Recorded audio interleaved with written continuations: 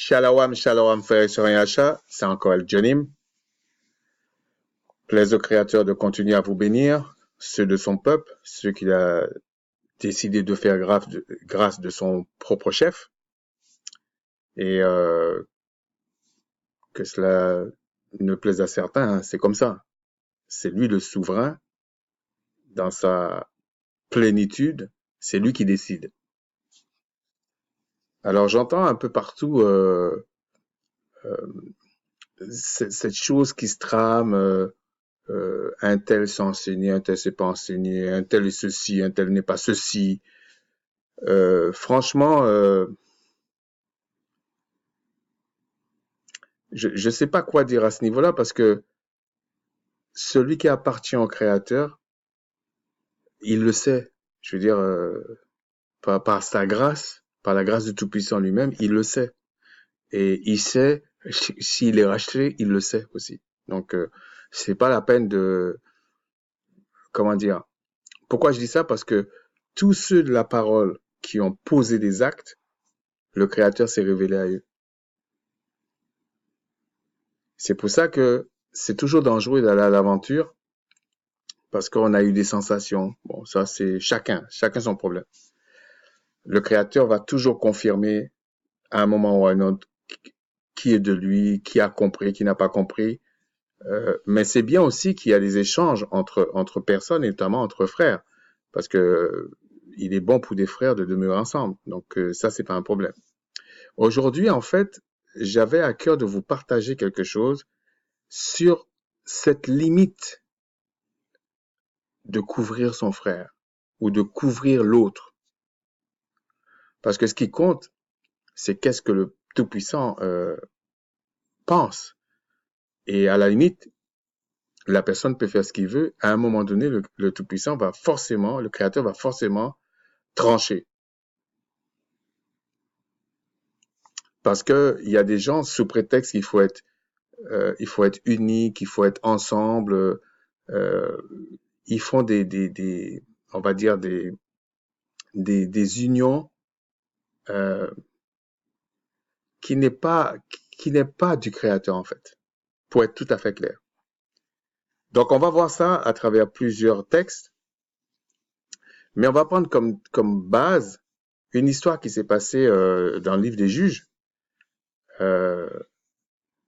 C'est un frère qui m'en a parlé et puis effectivement, comme je pensais déjà faire un partage sur cette notion-là, donc ça tombe bien.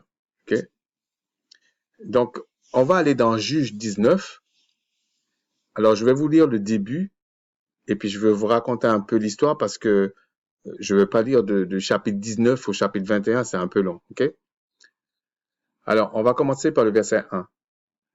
Dans ce temps où il n'y avait point de roi en Israël, un Lévite qui séjournait à l'extrémité de la montagne d'Éphraïm prit pour sa concubine une femme de Bethléem de Juda.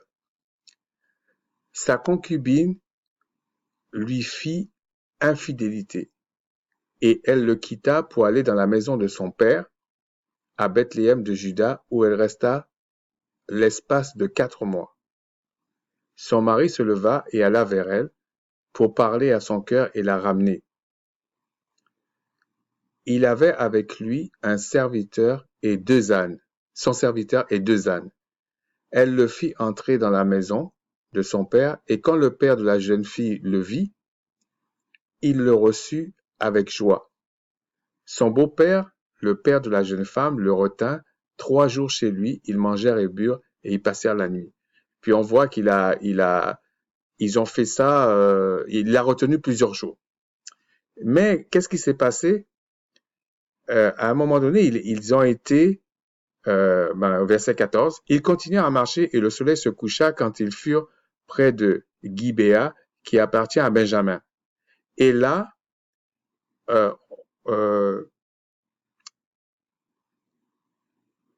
bon, je vais le lire.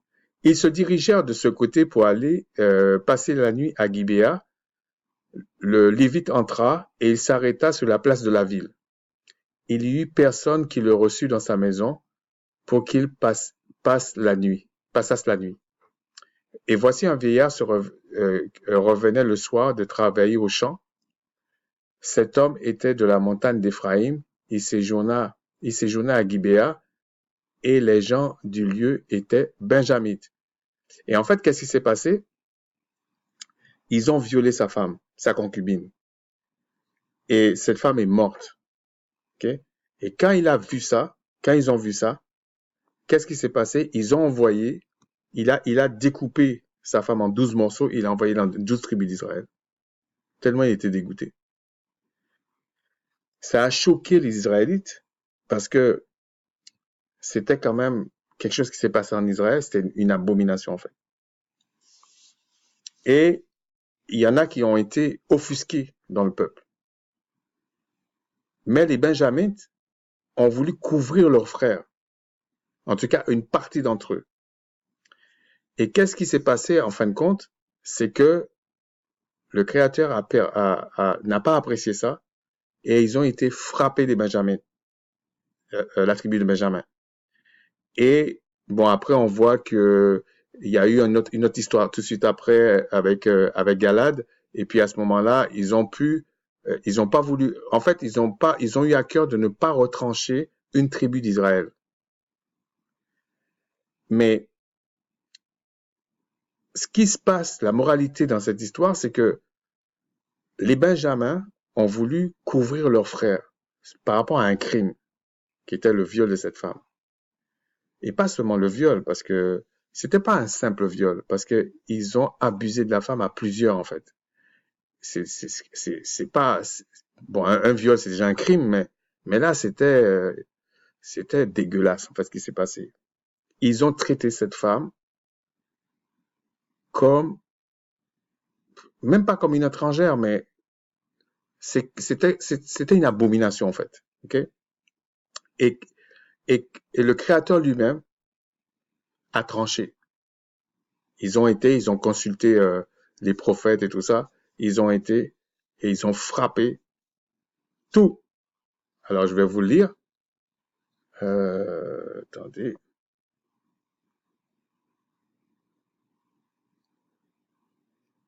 Je vais vous montrer ce qu'il a fait.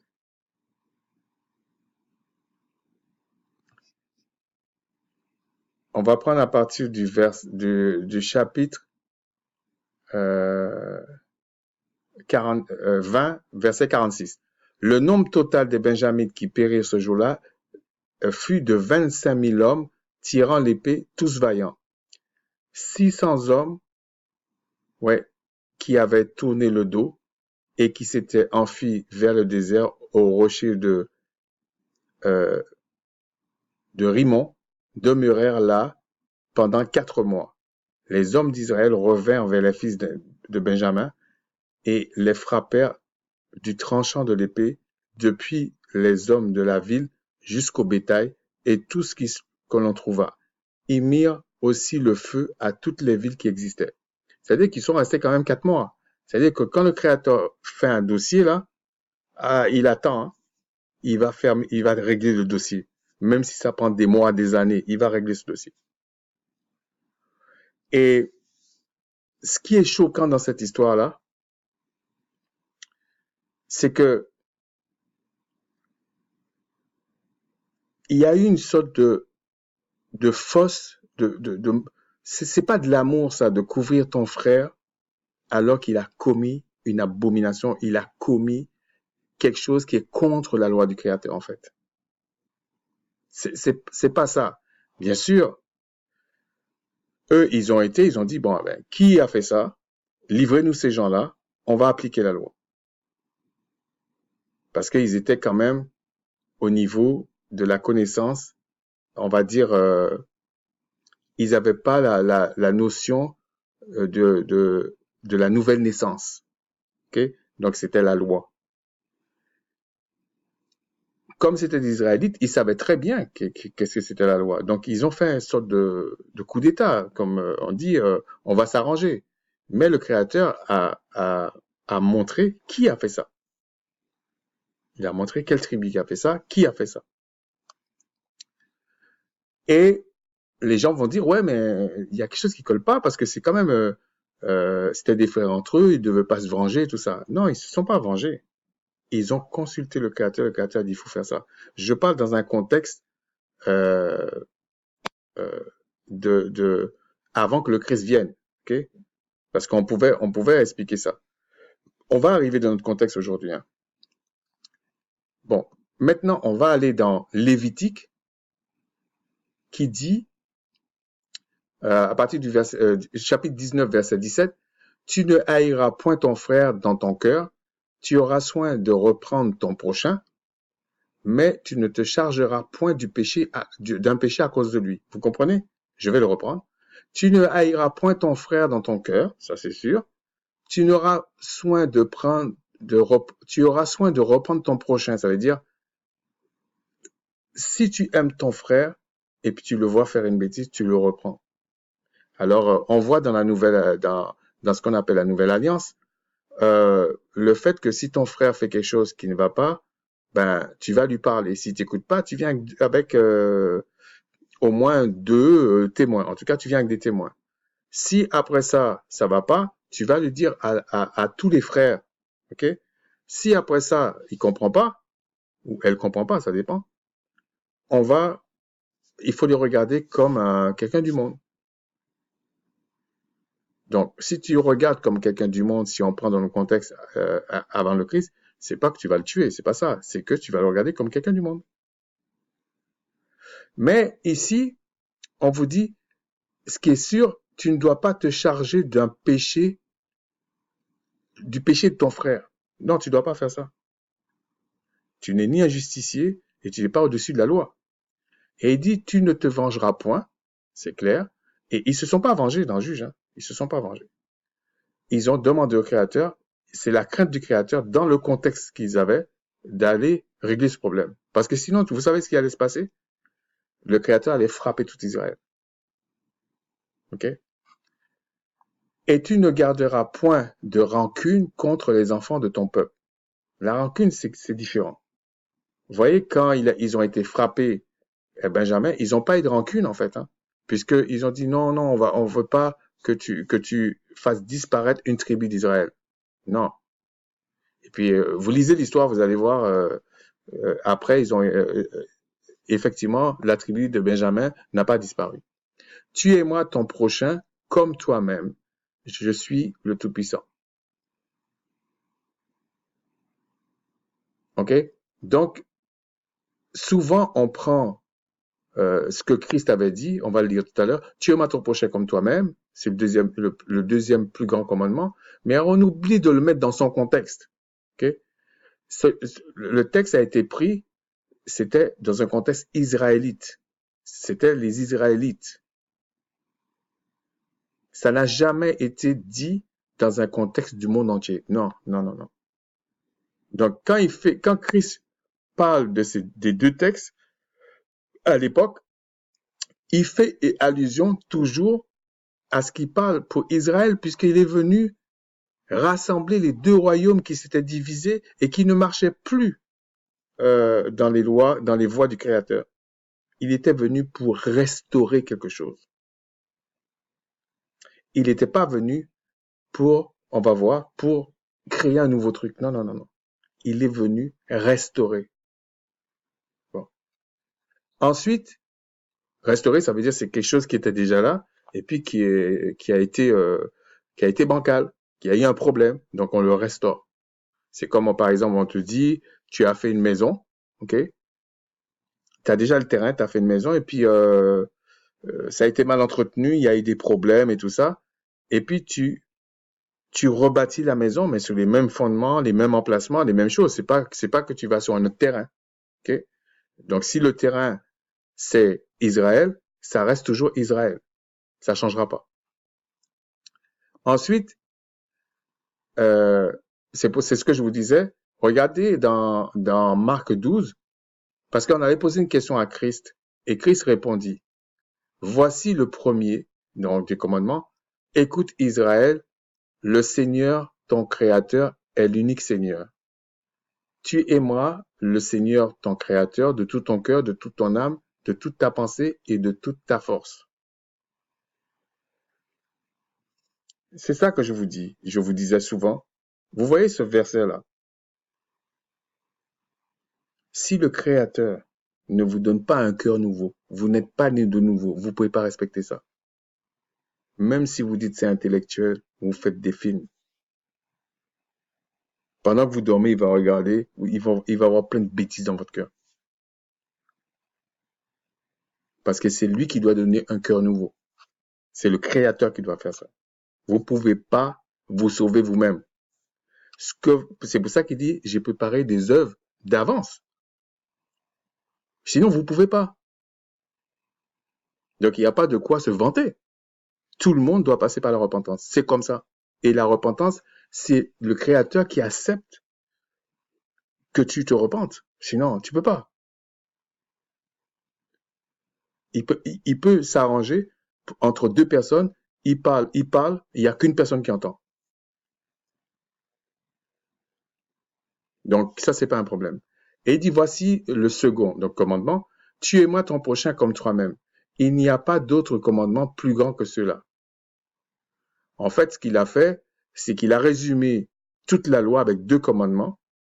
Un qui était, on peut dire, vertical entre l'homme par rapport au Créateur et l'homme par rapport à son frère. Ça, c'était le côté horizontal. C'est tout.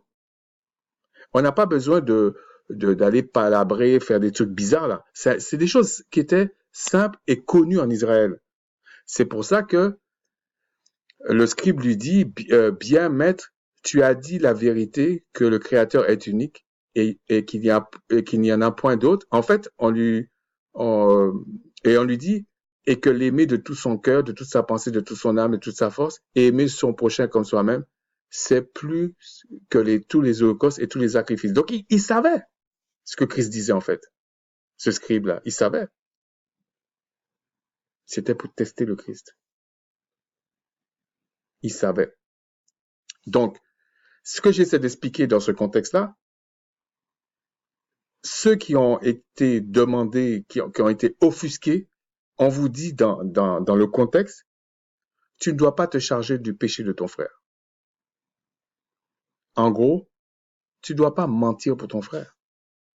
Ça ne veut pas dire que tu n'as pas d'amour pour ton frère. Non, non, non, non, non, c'est pas ça. Puisqu'on vous dit que s'il fait une mauvaise chose, tu vas le voir avec toi seul, tu lui parles. Ou tu vas parler avec des témoins, ou s'il comprend pas, c'est une tête de mule, tu vas dire à toute l'assemblée. Mais une chose qui est sûre, voilà ce que dit l'apôtre Paul dans 1 Corinthiens 5. Je vous écris 5.9. 1 Corinthiens 5.9. Je vous ai écrit dans ma lettre de ne pas avoir des relations avec les impudiques. Non d'une manière absolue avec les impudiques de ce monde, ou avec les cupides et les ravisseurs ou les idolâtres, autrement il faudrait sortir du monde. Mais il dit en fait là, tu dois pas te comporter avec eux comme si c'était ton frère ou tu partageais des choses saintes avec lui. C'est tout. C'est-à-dire que quelqu'un, je sais pas moi, vous êtes quelque part, la personne n'a rien à voir avec les Israélites, rien du tout. Je peux lui parler, ça peut être mes voisins, je lui parle. Je peux même lui rendre un service. Mais je peux pas faire quelque chose pour mon voisin ou pour celui qui est du monde et puis oublier mon frère. C'est une abomination, ça. Si vous voulez, si je prends un exemple, franchement, c'est un exemple. Admettons, j'ai, on va prendre comme ça, j'ai 50 euros, on va dire euros, j'ai 50 euros. Et puis, je vois que j'en ai besoin pour moi de 40 euros, on va dire comme ça.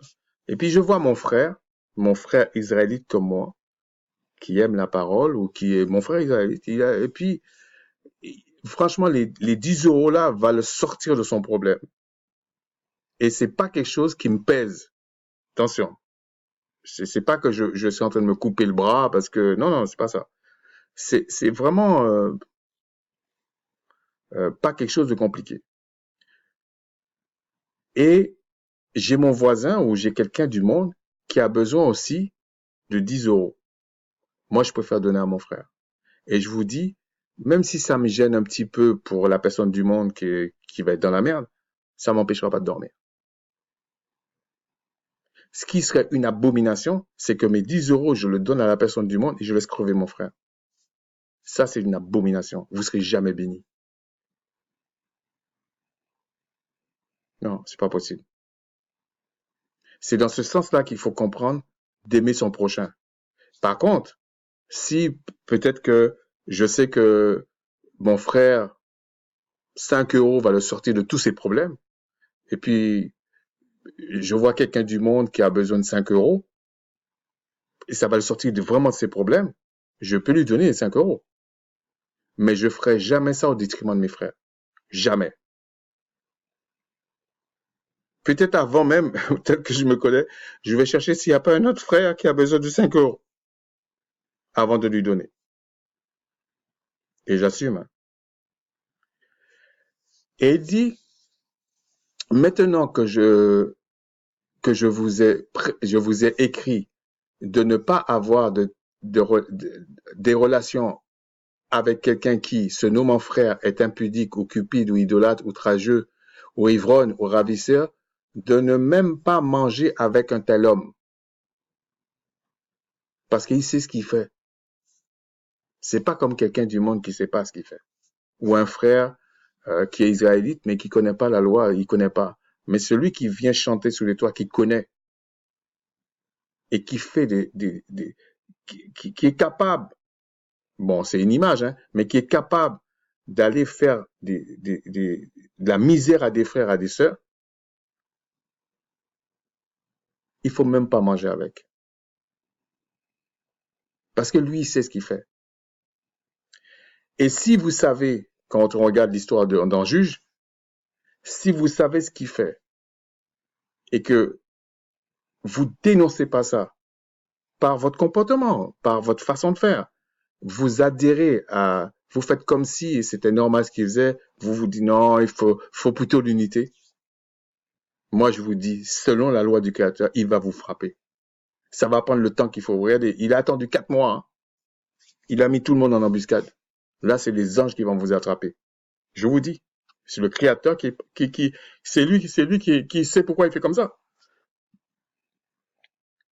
Ce que je veux dire, le fait que quelqu'un est mon frère ou ma sœur, ce n'est pas pour, bon, ce n'est pas non plus pour faire la justice, non, c'est pas pour être justicier, mais ce n'est pas pour euh, euh, entretenir le faux. Ça veut dire, qu'est-ce qui va se passer? Le Créateur va frapper tout le monde. Les gens qui se rassemblent là. Et vous savez qu'il y a quelque chose qui ne va pas. Parce que pour certains, vous savez, d'autres, vous savez pas. Mais certains savent. Il va frapper tout le monde, le Créateur. Parce que lui, il change pas. Et au verset 12, voilà ce qu'il dit. Qu'ai-je en effet à juger ceux du dehors? N'est-ce pas ceux du dedans que vous avez à juger? Pour ceux du dehors, le Tout-Puissant les juge, ôtez le méchant du milieu de vous. C'est ce qu'ils ont fait dans Juge. Ils ont voulu ôter le méchant du milieu d'eux. Ils ont voulu ôter. Mais dans ce qu'ils appellent la nouvelle alliance, on nous dit non, plutôt faites-le partir. Coupez les ponts avec, c'est tout. Comme il a dit là. Mais avant que le Christ vienne, là, la loi était appliquée de façon, on va dire, comment dire, par rapport à l'homme animal. Voilà. Donc il fallait le tuer. Mais par rapport à l'homme spirituel, il y a, on peut dire, des aménagements. Mais le fond est le même. Parce que c'est le Tout-Puissant qui va envoyer des anges pour frapper. Des anges adorateurs, hein, pas des anges rebelles. Non, non, non, non. Et regardez encore. Les gens vont dire, ouais, mais il faut aimer ton prochain, il faut aimer tout le monde, machin. Je vous ai montré, dans le contexte d'aimer son prochain, c'était son frère. C'était un Israélite comme lui. On pouvait extendre la chose, on va dire, un étranger qui vit au milieu d'Israël, mais qui était soumis à la même loi. Allons-y dans Luc 6,35 et voilà ce qu'il est dit. Mais aimez vos ennemis, faites du bien et prêtez sans rien espérer. Là, il parle toujours d'un contexte, il est en Israël. Okay? Mais on va voir qu'est-ce que ça signifiait d'aimer ses ennemis en fait. Même si vous le preniez au sens large. On va continuer. Et votre récompense sera grande et vous serez fils du Très-Haut, car il est bon pour les ingrats et pour les méchants. En fait, ce qu'il veut dire, c'est que le Créateur fait tomber la pluie sur les justes et les injustes. Mais vous comprenez bien que le Créateur va récompenser quand même davantage celui qui le craint. Et on va voir pourquoi. Il va le faire. Le royaume, c'est pour eux. Et il va juger. C'est lui qui va se venger, même de l'injuste, parce qu'il lui donne le minimum. Pourquoi il fait ça, en fait? Parce que dans le contexte actuel, c'est lui qui sait comment arracher l'ivraie du blé. C'est lui qui sait. Et pour mener son plan à terme, sinon il aurait déjà arrêté ce monde et puis il aurait dit, bon allez, tous les Israélites, vous venez, voilà la loi, repentez-vous et voilà.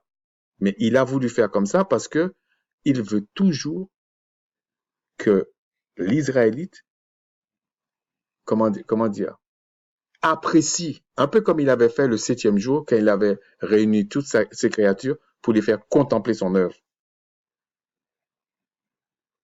Il faut que ça passe par une éducation, le salut. C'est comme ça. Il faut que tu puisses distinguer le bien du mal. Il faut que tu puisses haïr le péché et comprendre que le péché, c'est une gangrène. On va continuer. Soyez donc miséricordieux comme votre Père est miséricordieux. Et après, il dit ne jugez point et vous ne serez point jugés. Ne condamnez point et vous ne serez point condamnés. Absolvez et vous serez absous. Donnez et vous sera donné. On vous versera dans votre sein une bonne mesure serrée, secouée, qui déborde. Car on vous mesurera avec la mesure dont vous vous êtes servi. Ce n'est pas contradictoire avec le fait que nous devons juger et pas condamner. Ici, quand il dit ne jugez point, déjà il faut bien comprendre, c'est pas parce que tu dois juger ton frère que tu dois juger avec une fausse balance ou avec une cruauté incroyable, implacable. C'est pas parce que ton frère a fait une bêtise que lorsque tu vas aller lui parler seul, tu vas lui tomber dessus comme un salaud. Non, tu parles comme avec ton frère. Et en fonction de ce que tu lui dis, c'est simplement pour qu'il puisse aller se repentir et essayer de comprendre qu'est-ce qui s'est passé. S'il veut pas écouter, tu viens avec d'autres frères. Tu lui parles comme des frères. Mais si la personne après vient mentir sur toi, mentir sur les frères, raconter n'importe quoi, bon, tu peux attendre un petit peu parce que il y a quand même de l'affection. Mais si tu vois que c'est pas ça, il faut couper les ponts. Peut-être comme ça, tu peux le sauver si vraiment il est appelé à la repentance. Sinon, le Créateur va s'en charger. C'est comme ça. Et ceux qui le couvrent, le Créateur va s'en charger aussi. Et voilà. Pourquoi je dis ça? Parce que les gens vont dire, mais si je prends ce passage avec les autres que tu as lus, c'est contradictoire. Et en plus, il dit ici, aimez vos ennemis. Mais le premier sens qu'on dit là, c'était quand même, c'était pas des étrangers. OK? Et en plus, si on le prend dans certains textes des écrits, même dans ce qu'on appelle l'ancienne alliance, si l'ennemi venait et te demandait à manger ou à boire, c'est un peu comme le Créateur qui fait tomber la pluie, comme je disais, sur les justes et les injustes. Parce que il peut être ton ennemi, mais au moment, il faut faire attention, hein. Quand on dit ennemi, il faut comprendre ce que ça veut dire. Tu peux avoir un ennemi, tu sais qu'il est ton ennemi, sur le plan spirituel et tout, il voit pas comme toi et tout, mais tu le domines. Spirituellement, tu le domines, puisque le Créateur dit, vous avez à combattre les dominations, les autorités célestes, etc. Donc, tu le domines. C'est pas forcément, on parle pas ici d'un ennemi qui vient t'agresser, et puis en même temps, tu lui donnes à manger, ça va pas. Non, non, ça marche pas, ça. Donc, il faut le prendre dans le contexte euh, euh, que le Créateur veut que tu comprennes. Si c'est un ennemi que tu domines, qu'il y a un deal entre vous et c'est clair, ben, s'il a faim, tu lui donnes à manger. S'il est comme, en gros, j'allais pas dire ton esclave, parce que le terme esclave, là, il faudrait qu'on voit ça une fois, c'est plutôt comme ton serviteur un peu. Ok? Si maintenant on continue, on va aller dans Proverbe et on va voir. Mais quand on dit aimer ses ennemis, ça signifie quoi en fait?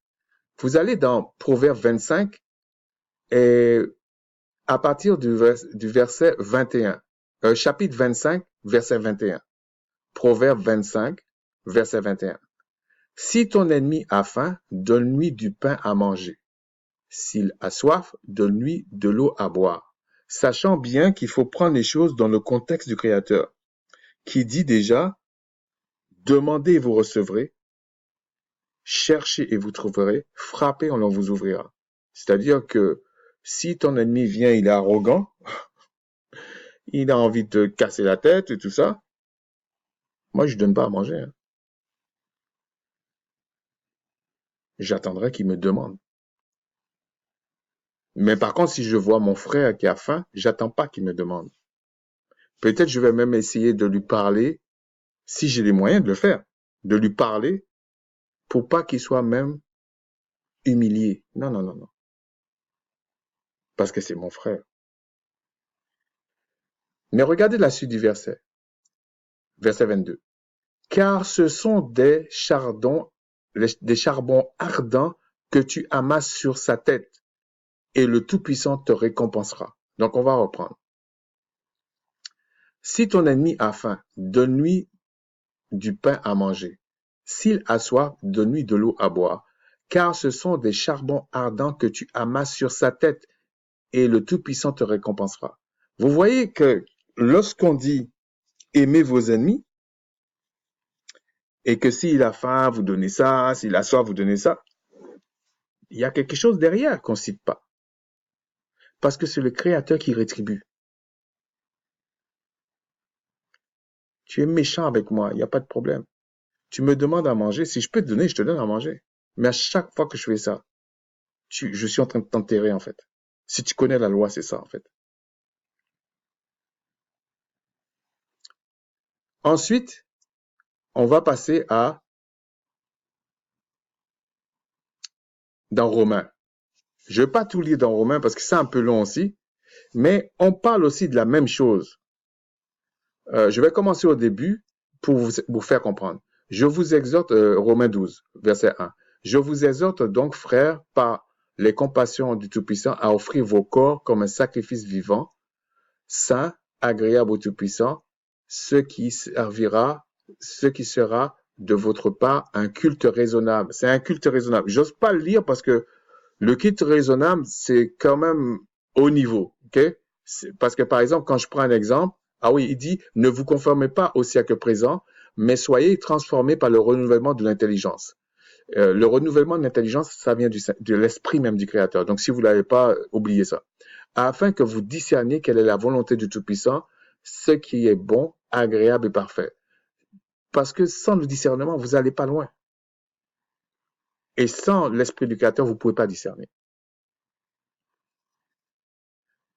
Et il dit, ça ne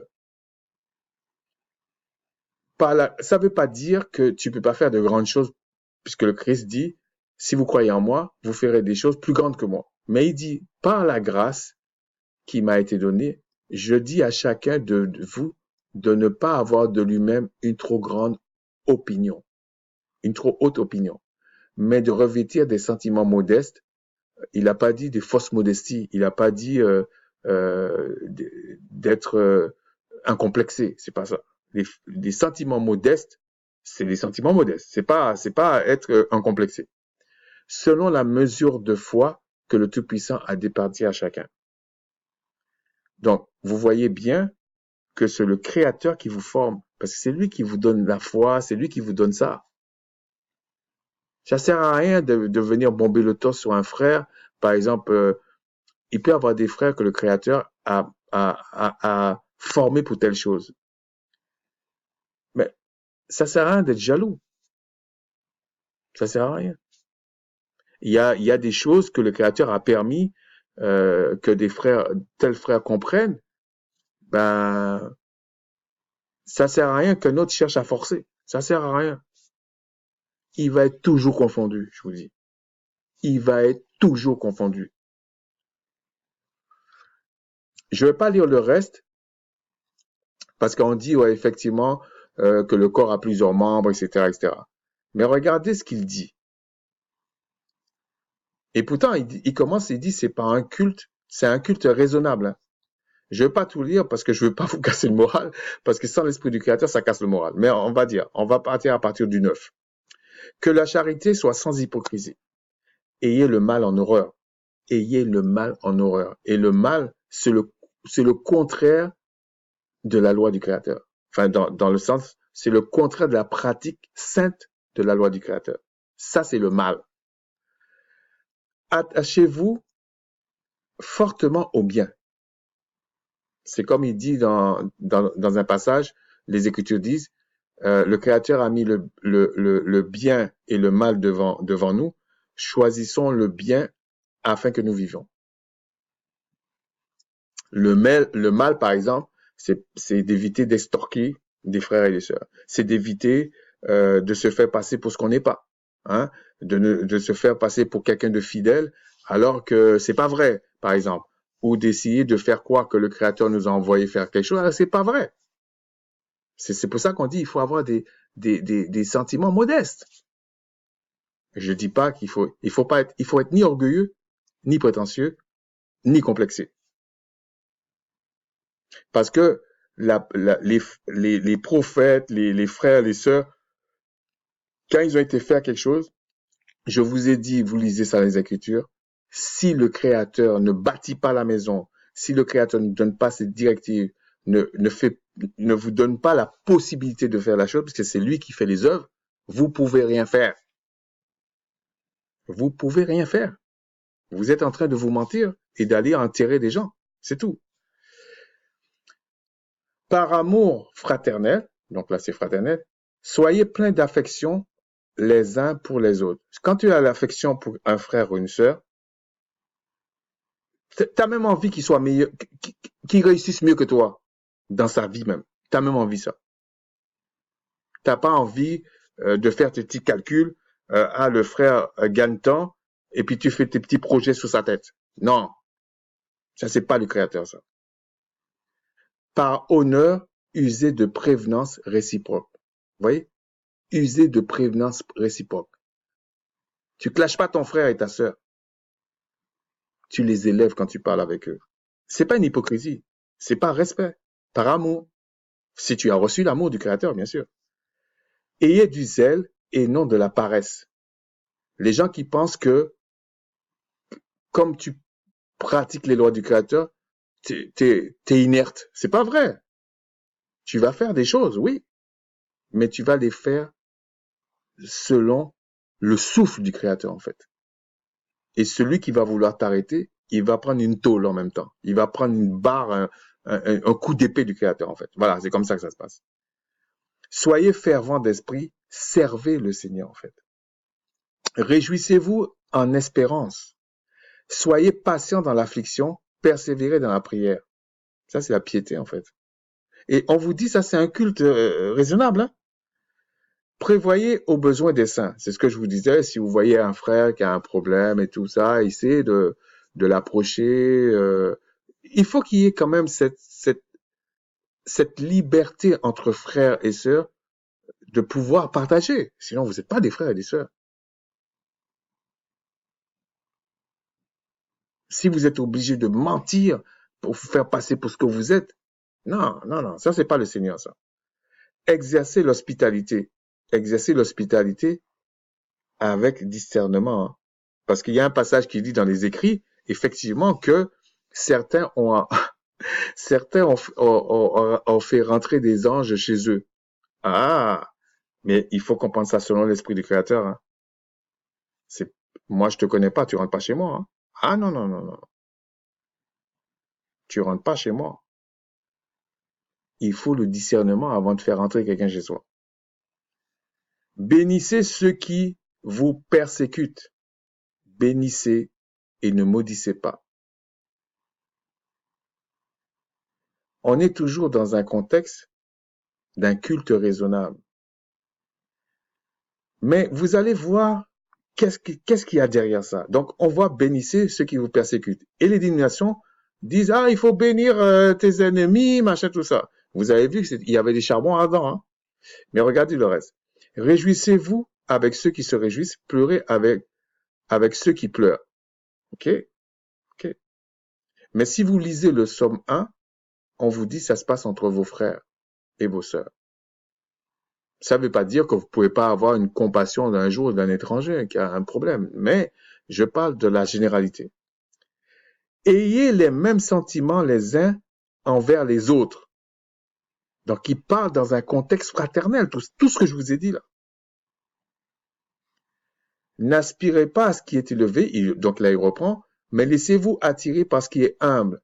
Parce que c'est le Créateur qui élève. C'est pas vous. Vous pouvez avoir de l'ambition, mais tant que le Créateur n'a pas donné le feu vert, vous perdez votre temps. Ne soyez point sages à vos propres yeux. Ne rendez à personne le mal pour le mal. Ah oui. Quand il dit, donc on va dire, recherchez ce qui est bien devant tous les hommes. Ça veut dire quoi? La personne me fait du mal. Le mal, c'est quoi? C'est des choses contraires à la loi du Créateur. Moi, j'applique la loi du Créateur. Je veux que sa tête tombe. Ah oui. Sauf si le Créateur me dit non, pardonne, je pardonne. Si c'est mon frère, il me dit pardonne-moi, et selon la loi du Créateur, il y a une manière pour le pardon. OK. Mais si c'est un ennemi, il me fait du mal. Je ne vais pas lui faire du mal, hein.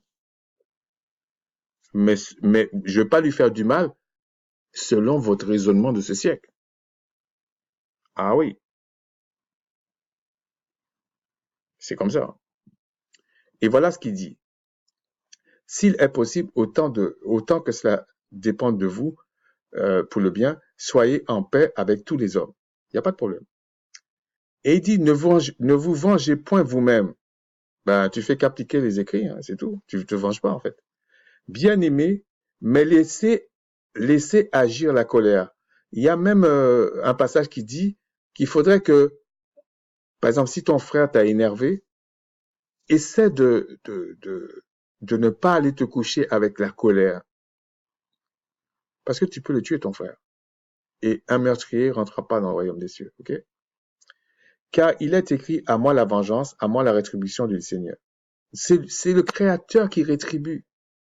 Donc j'entends à droite à gauche, oui, il faut qu'on aille, il faut qu'on aille tuer. Non, non, c'est parce que tu n'as pas les armes spirituelles que tu comptes sur ta chair. Mais s'il y avait vraiment un réveil spirituel sain, on dit au feu de descendre, ça descend. Hein?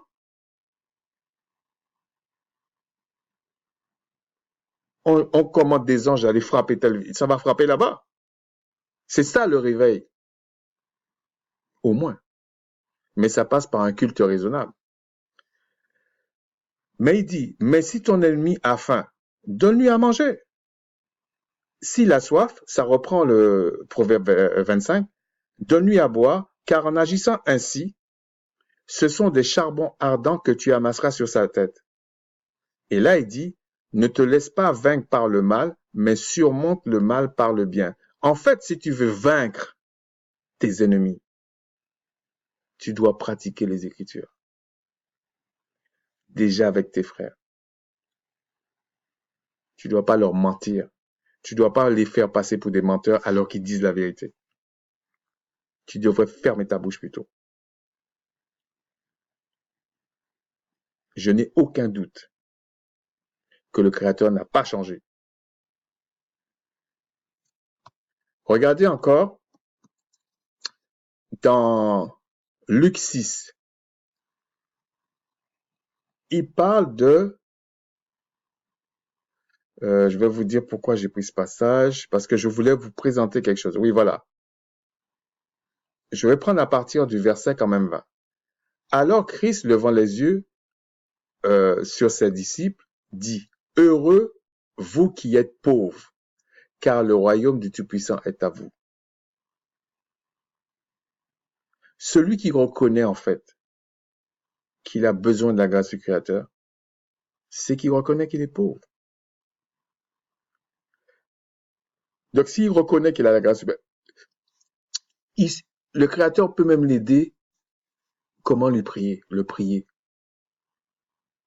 Les gens qui pensent qu'on n'a pas besoin de prier, là, ça c'est diabolique. Parce qu'il y a différents types de prières en fait. Mais bref. Heureux vous qui avez faim maintenant, car vous serez rassasiés. Heureux vous qui pleurez maintenant, car vous serez dans la joie. Heureux serez-vous lorsque les hommes vous haïront, lorsqu'on vous chassera, vous outragera et qu'on rejettera votre nom comme infâme à cause du Fils de l'homme. Réjouissez-vous en ce jour-là et tressaillez d'allégresse parce que votre récompense sera grande dans le ciel, car c'est ainsi que leur Père traitait les prophètes.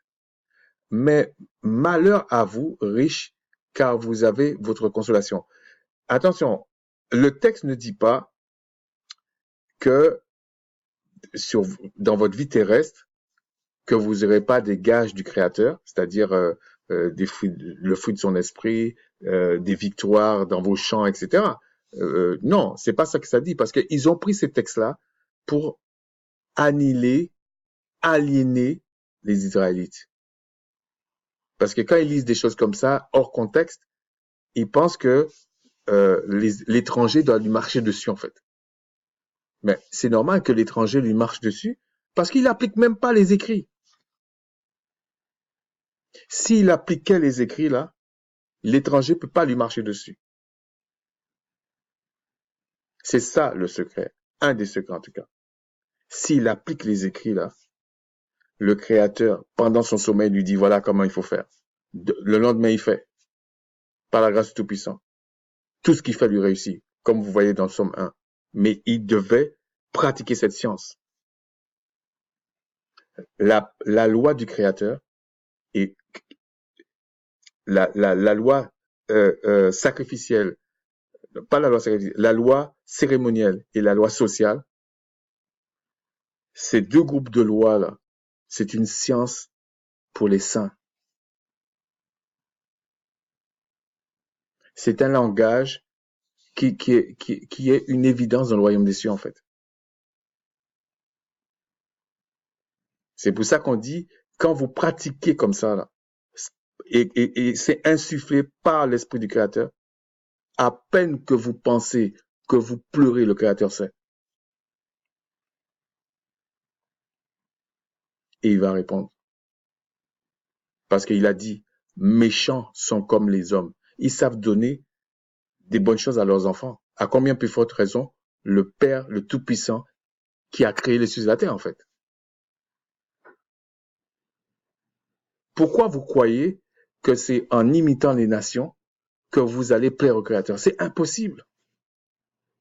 C'est même stupide. Depuis quand le monde fait la volonté du Créateur? Mais bref. Et il dit, malheur à vous qui êtes rassasiés, car vous aurez faim. Vous savez, les gens qui aiment imiter les nations là. Malheur à vous qui riez maintenant, car vous serez dans le deuil et dans les larmes. Malheur à tous les hommes, lorsque tous les hommes diront du bien de vous, car c'est ainsi qu'agissait leur père à l'égard des faux prophètes. Mais je vous dis, à vous qui m'écoutez, aimez vos ennemis, faites du bien à ceux qui vous haïssent, bénissez ceux qui vous maudissent, priez pour ceux qui vous maltraitent. Vous comprenez dans quel sens il parle maintenant? Parce que ça va amasser aussi sur leur tête des charbons ardents. Parce que le Créateur est juste. Et quand il dit priez pour ceux qui vous maltraitent, etc., il faut comprendre que Christ parle toujours dans un contexte israélite. Ah non, oui, c'est ça. La loi, c'est la loi. On vous dit, vous avez vu quand on avait lu dans la manière que tu dois aimer ton frère. Regardez. Alors, attendez. C'était dans Lévitique. Non. Ouais, c'est dans Lévitique. Quand il dit, tu ne haïras pas ton frère dans ton cœur. Tu auras soin de reprendre ton prochain, mais tu ne te chargeras point d'un péché à cause de lui. Donc ça c'est clair. Mais regardez ce qu'il dit après. Tu ne te vengeras point et tu ne garderas point de rancune contre les enfants de ton peuple. Et c'est là qu'on dit tu aimeras ton prochain comme toi-même. Donc il est toujours, Christ parle toujours de la même chose. OK? Et après il dit, regardez, c'est dans ce contexte-là qu'il faut comprendre. Si quelqu'un te frappe sur une joue, présente-lui l'autre joue. Bon, ça veut pas dire qu'il faut, quand il dit ça, il faut le prendre comme tu parles à ton frère. Ok? Si quelqu'un prend ton manteau, ne l'empêche pas de prendre encore ta tunique. Donne à quiconque qui te demande. Vous voyez, c'est pas si évident de rentrer dans le royaume des cieux, hein. Et ne réclame pas ton bien à celui qui s'en empare. En fait, pourquoi? Parce que Christ parle de façon absolue.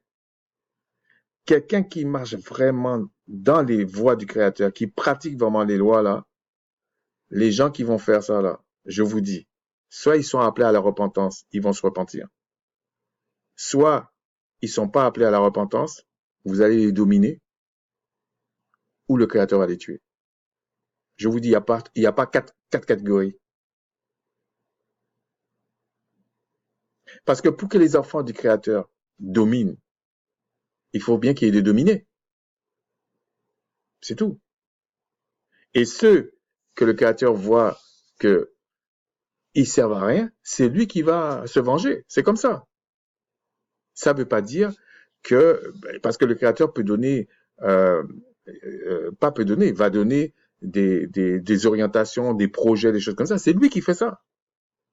Mais si déjà vous faites des faux témoignages, vous mentez aux autres, vous êtes dans l'infidélité, vous faites des trucs bizarres là, le Créateur n'est pas avec vous.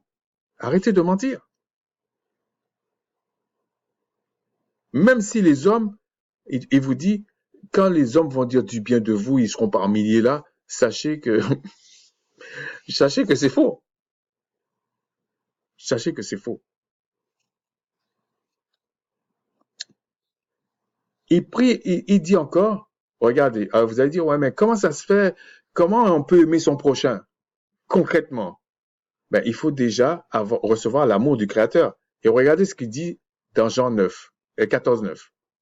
Christ lui dit, on a posé une question à Christ, de montrer le Père, etc. Il dit, il y a si longtemps que je suis avec vous, et tu ne m'as pas connu, Philippe, celui qui m'a vu a vu le Père. Comment dis-tu, montre-nous le Père?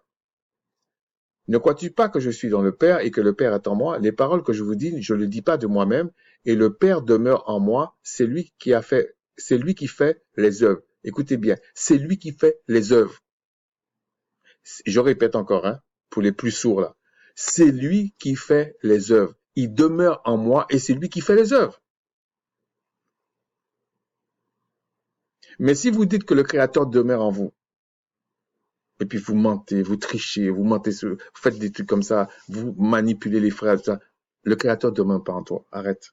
Il ne demeure pas en toi. Donc les œuvres que tu fais, c'est pas lui qui les fait. Et quand il dit, bon, c'est pas l'objet, mais quand il dit celui qui m'a vu a vu le Père, etc., vous pouvez pas voir le Père et vivre.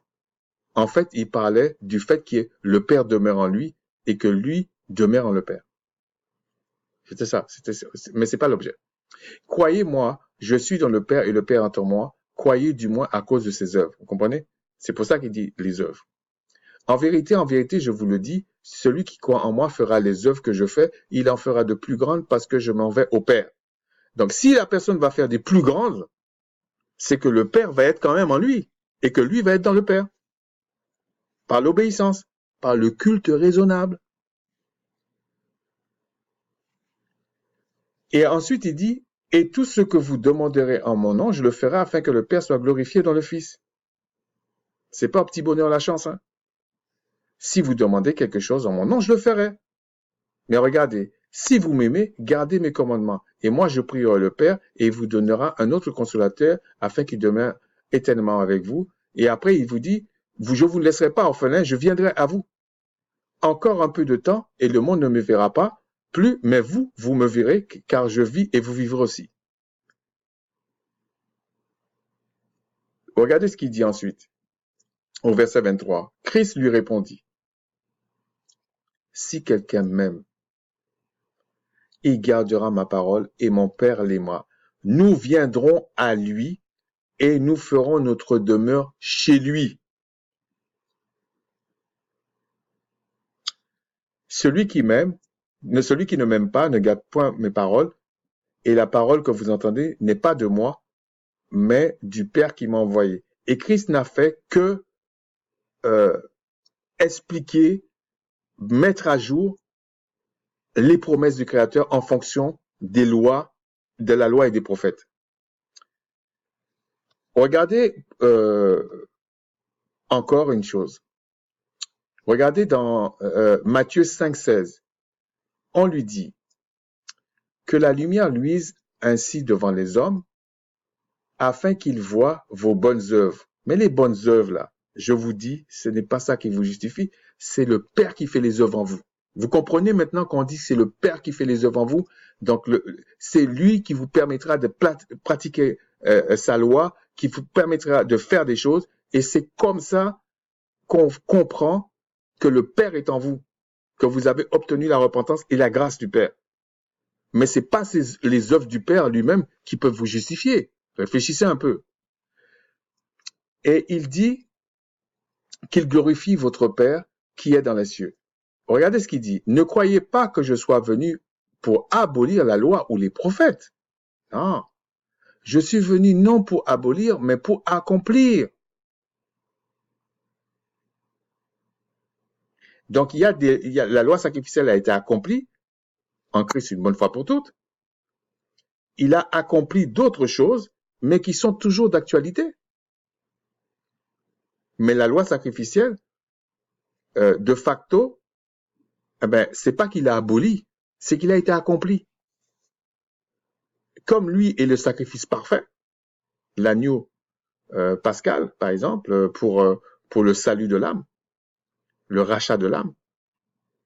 Quel sacrifice que vous allez présenter d'animaux devant le Créateur qui va surpasser ça? Vous voyez bien que ça n'a pas de sens.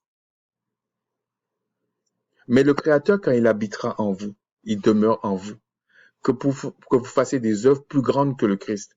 Vous voyez bien qu'il va s'appuyer sur sa loi, sa parole. Il ne va pas contredire la loi et les prophètes. Christ dit, je ne suis pas venu abolir ça. Je ne vois pas ce qui est compliqué dans ça. Enfin, bref. Et il dit, je vous le dis en vérité, tant que le ciel et la terre ne passeront point, il ne disparaîtra pas de la loi un seul iota, ni un seul trait de lettre, jusqu'à ce que tout soit arrivé. Celui donc qui supprimera l'un de ses plus petits commandements et qui enseignera aux hommes de faire de même sera appelé le plus petit dans le royaume des cieux, mais celui-là qui les observe et qui enseignera à les observer, celui-là sera appelé grand dans le royaume des cieux.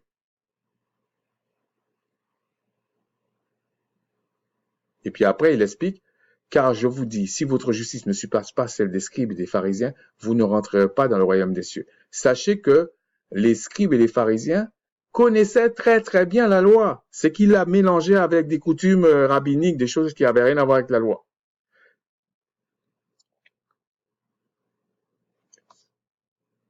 Si nous continuons, parce que je pensais, bon, je vais quand même continuer un petit peu. Mais, oui, donc on va continuer un petit peu encore. Donc on disait, l'idée c'est de ne pas couvrir son frère. Bien sûr, il faut respecter la loi, aller voir son frère, tout ça, de parler avec. Mais les gens qui couvrent leur frère ou leur sœur, qui couvrent des péchés, alors que ce frère ou cette sœur ne veut pas s'arrêter, ne s'arrête pas en fait. Il aime le péché. Il n'est pas né de nouveau déjà. Parce que celui qui est né du Créateur n'aime pas le péché. Donc s'il commence à mentir, à commencer à faire des choses, et c'est encore plus grave s'il ne s'en rend même pas compte. Ça veut dire que l'Esprit du Créateur n'est même pas en lui. Mais ça veut dire qu'il n'a même pas de tristesse de mentir, il est déjà là-dedans.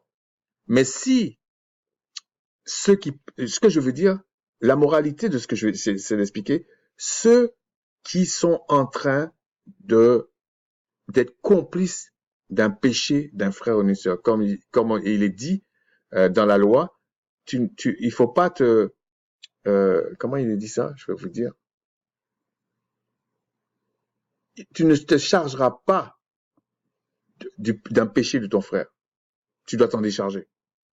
C'est-à-dire, tu parles avec lui, tout ça, et puis s'il n'est pas content, comme dit l'apôtre Paul, ôtez le méchant du milieu de vous. C'est comme ça.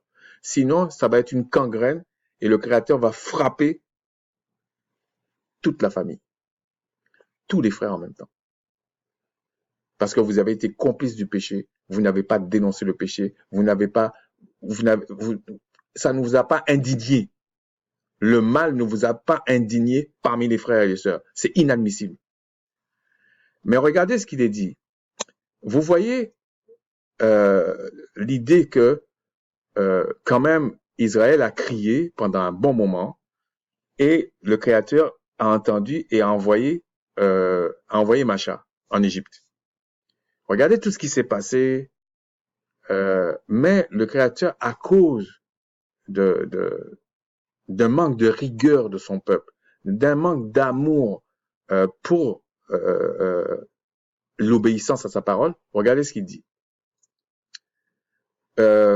Nombre 14, verset 29. Vos cadavres tomberont dans ce désert. Vous tous, dont on a fait le dénombrement en vous comptant depuis l'âge de 20 ans et au-dessus, et qui avez murmuré contre moi. Vous ne rentrerez point dans le pays que j'avais juré de faire habiter, excepté Caleb, fils de Jéphuné, et Josué, fils de Nun. Ça veut dire que tous ceux qui sont sortis d'Égypte, là, il y en a 2 qui sont rentrés. Même Macha n'est pas rentré. Et si on fait un parallèle, c'est un peu ce que Christ dit ici, dans Matthieu 7, 13. Entrez par la porte étroite, car large est la porte, spacieux est le chemin qui mène à la perdition. Il y en a beaucoup qui y rentrent par là. Mais étroite est la porte, resserrez le chemin qui mène à la vie. Il y en a peu qui la trouvent. Et puis il met en garde. Gardez-vous des faux prophètes. Parce que les faux prophètes, ils vous font croire que c'est l'inverse. Peu vont se perdre, mais beaucoup vont trouver le chemin. C'est pas ça les Écritures, ok?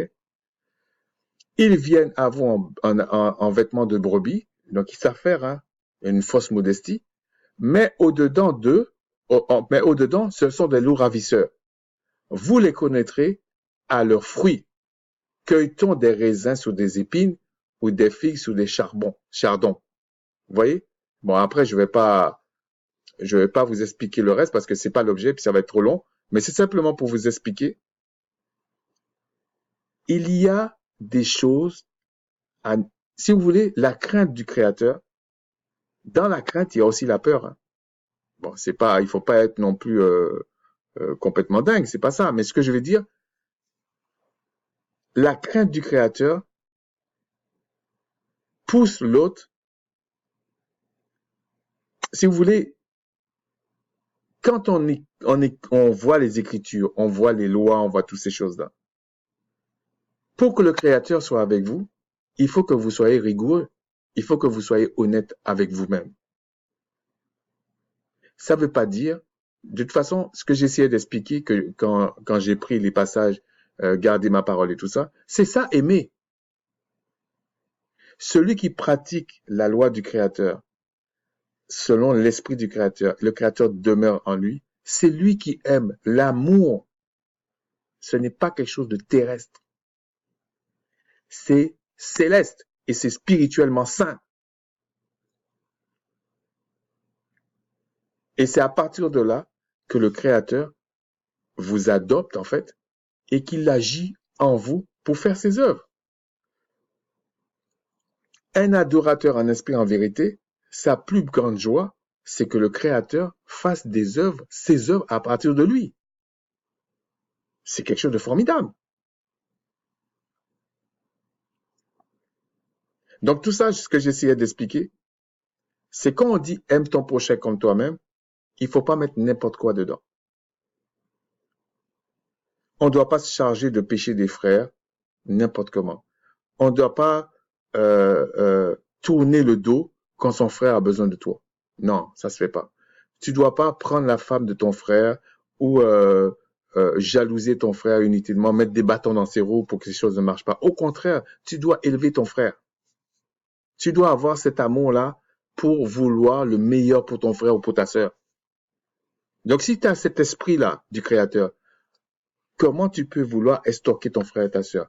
Comment tu vas venir en public mentir sur tes frères et sœurs en te faisant passer pour ça peut être une sœur qui fait ça ou un frère, hein, en te faisant passer pour la victime, comme si les frères et les sœurs mentaient sur toi, alors que tu sais que c'est toi qui mens. Sur ce, on va s'arrêter là. S'il le faut, je vais compléter dans une autre vidéo. Plaise au Créateur de confirmer sa parole, tout simplement, et qu'il bénisse son peuple selon ses promesses. Frères et sœurs, shalom.